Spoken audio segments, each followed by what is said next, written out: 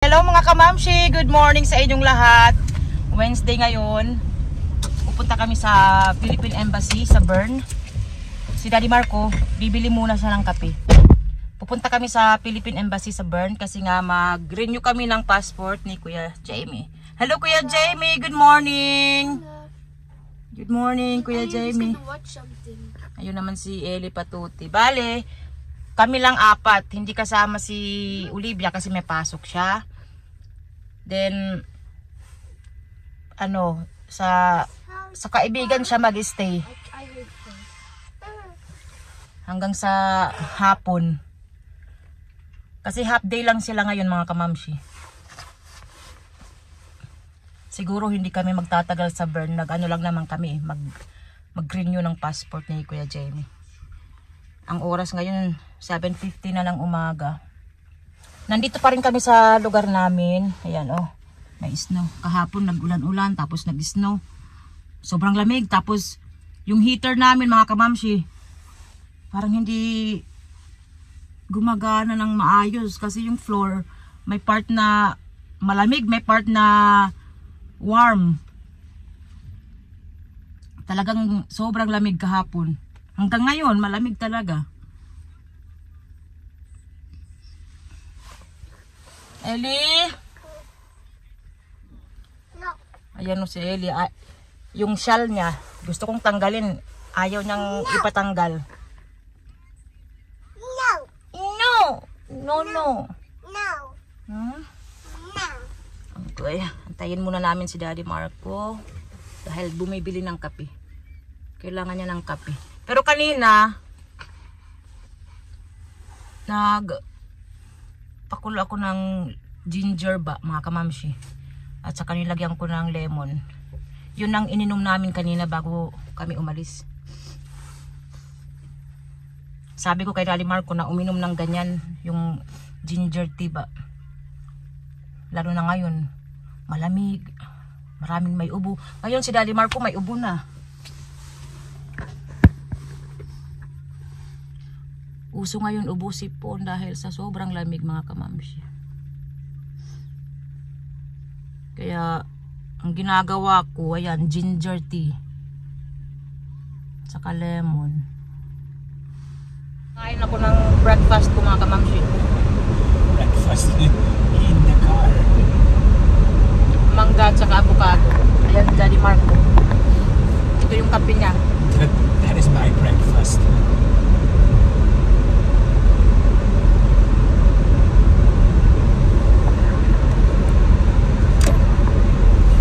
Dalawa kumain na yan. Pero may binili ako na tinapay. Mamaya ko na ibigay sa kanila.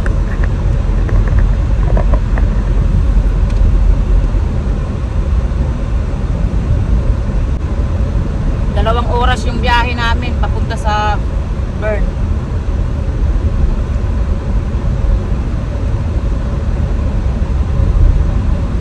Ito yung laging breakfast ko, mangga at avocado.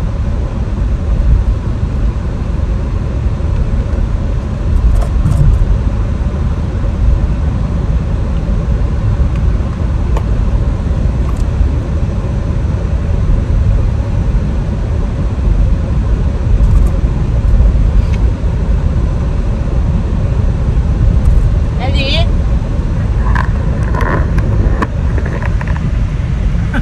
Tingnan nyo yung bata na kabalot, oh. Yes, okay. Daddy, look. Ayaw niyong ipatanggal yung niya, shawl.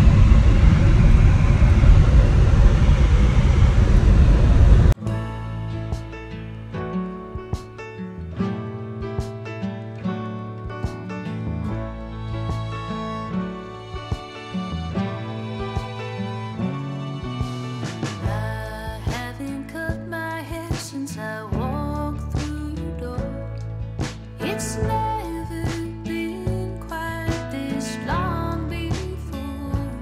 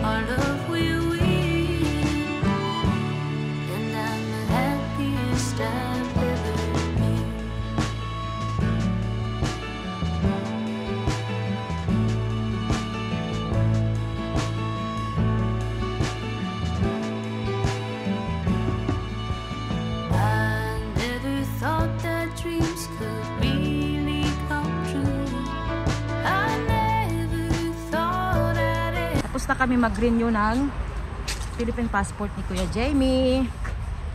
Kasi nga, ano yan sila, dual citizen. So pag umuwi kami ng Pinas, yung Philippine passport, yung gagamitin nila. Done!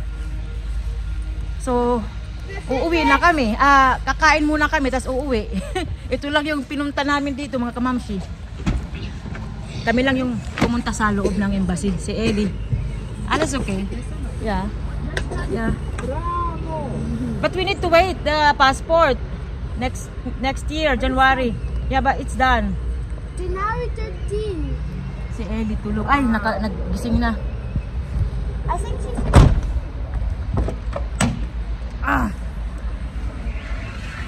Bravo. Thank you. Ha? I'm happy. Ha? Wait a second. I need Galit yung bata kasi iniwan ko. Oh. Galit siya. I'm searching